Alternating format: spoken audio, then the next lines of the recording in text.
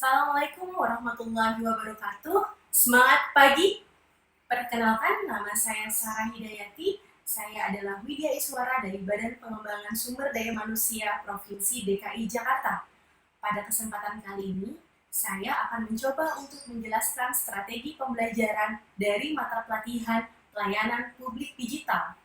Adapun mata pelatihan pelayanan publik digital merupakan salah satu dari 7 mata pelatihan yang ada di dalam agenda ketiga dari pelatihan kepemimpinan pengawas. Sebelum masuk ke dalam strategi pembelajaran, saya akan sedikit menjelaskan mengenai pelatihan kepemimpinan pengawas atau biasa kita singkat menjadi PKP. Berdasarkan Peraturan LAN Nomor 15 Tahun 2019, PKP merupakan pelatihan kepemimpinan struktural yang bertujuan untuk mengembangkan kompetensi peserta dalam rangka memenuhi standar kompetensi manajerial jabatan pengawas. Adapun pelaksanaannya berpedoman pada kurikulum yang telah disusun oleh lembaga administrasi negara. Adapun tujuan PKP ini adalah agar pemangku jabatan pengawas memiliki kompetensi kepemimpinan melayani yang nantinya dapat menjamin terlaksananya akuntabilitas dalam jabatan pengawas. Adapun akuntabilitas yang dimaksud adalah kemampuan dalam mengendalikan kegiatan pelayanan publik yang sesuai dengan standar operasional yang berlaku. Terdapat 4 agenda besar di dalam PKP. Salah satu agendanya adalah pengendalian jabatan yang merupakan agenda ketiga. Terdapat 7 mata pelatihan di dalam agenda ketiga. Namun, pada kesempatan kali ini saya hanya akan membahas satu mata pelatihan, yaitu pelayanan publik digital, dilihat dari strategi pembelajaran yang akan digunakan. Tujuan dari mata pelatihan pelayanan publik digital adalah membekali peserta dengan pengetahuan terkait dengan konsep serta praktek pelayanan publik digital. Adapun indikator hasil belajar yang ingin dicapai adalah peserta diharapkan mampu 1. Menjelaskan konsep dan kebijakan pelayanan publik digital. Kedua, mengidentifikasi jenis-jenis pelayanan publik digital yang berbasis teknologi informasi dan komunikasi. Ketiga, menjelaskan komponen utama di dalam pengembangan pelayanan publik berbasis teknologi informasi dan komunikasi. Keempat, atau yang terakhir, menjelaskan tantangan dari implementasi pelayanan publik digital. Alokasi waktu untuk mata pelatihan ini adalah sebanyak 9 jam pelajaran yang terbagi menjadi 4 materi pokok.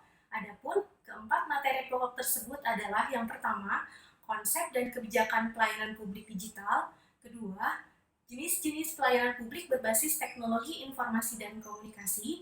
Ketiga, komponen utama di dalam pengembangan pelayanan publik berbasis teknologi informasi dan komunikasi.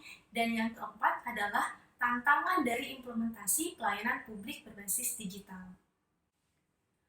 Pada pembelajaran ini, bahan ajar yang digunakan adalah modul, sejumlah peraturan, bahan tayang, contoh kasus, serta film pendek. Adapun metode pembelajaran yang akan digunakan adalah ceramah interaktif, brainstorming, tayangan film pendek, in-pair discussion atau diskusi berpasangan, studi kasus, diskusi kelompok, serta paparan hasil diskusi menggunakan mekanisme window shopping. Untuk desain pembelajaran, mata pelatihan pelayanan publik digital ini akan saya bagi menjadi 6 sesi. Sesi pertama adalah sesi pembukaan. Pada sesi ini, pengajar akan menyapa dan memperkenalkan diri kepada peserta.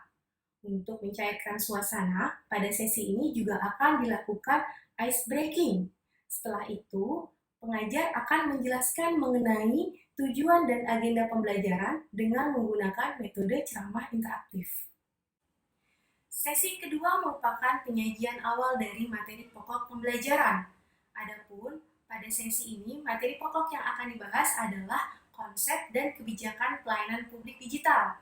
Adapun materi pokok ini terbagi menjadi 3 submateri. Yang pertama adalah konsep efektivitas pelayanan publik, e-government sebagai langkah pengembangan pelayanan publik digital, dan yang terakhir adalah kebijakan mengenai pelayanan publik digital.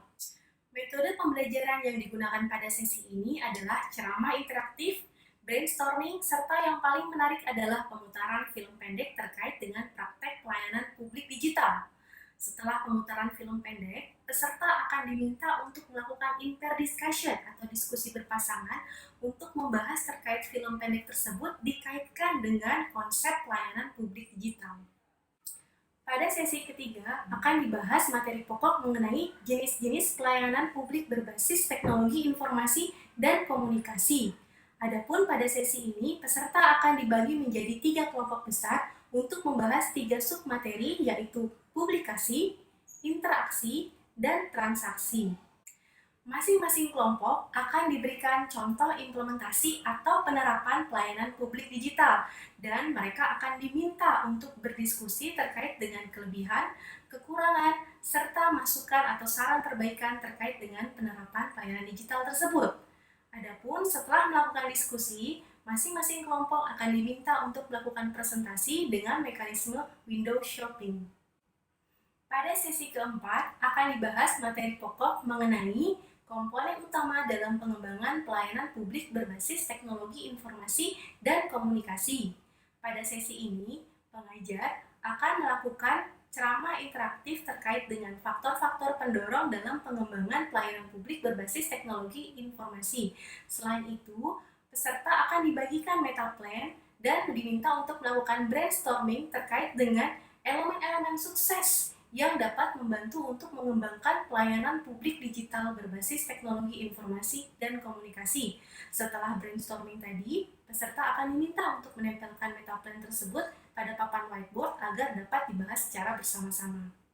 Sesi kelima ini akan membahas topik tantangan dalam implementasi pelayanan publik digital.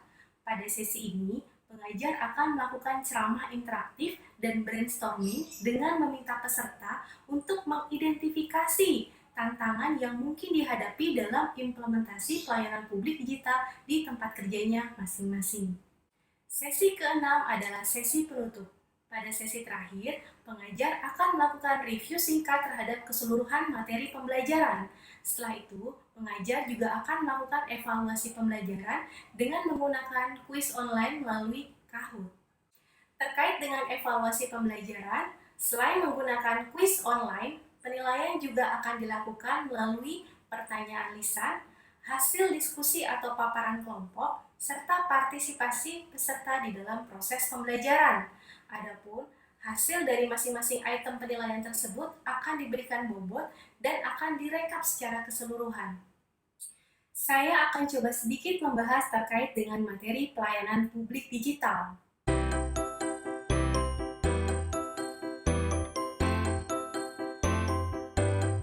Dasar hukum penyelenggaraan pelayanan publik adalah Undang-Undang Nomor 25 Tahun 2009.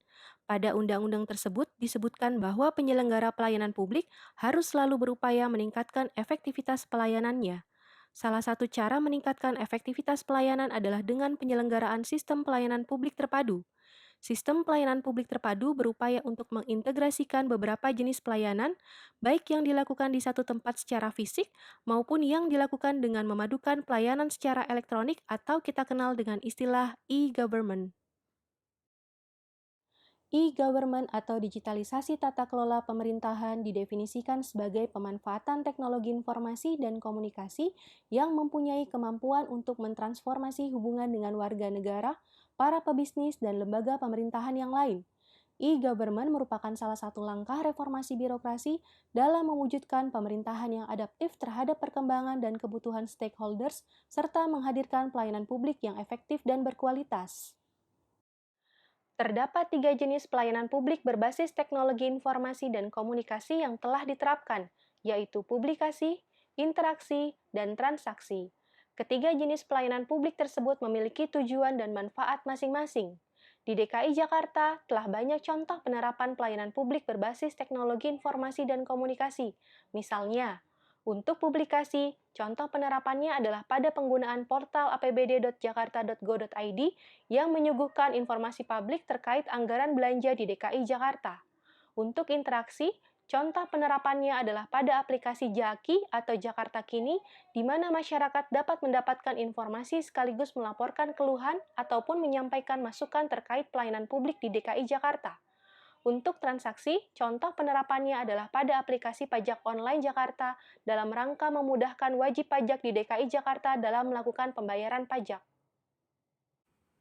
Demikian video paparan dari saya, semoga dapat memberikan manfaat. Kita bertemu lagi dalam video-video berikutnya. Wassalamualaikum warahmatullahi wabarakatuh.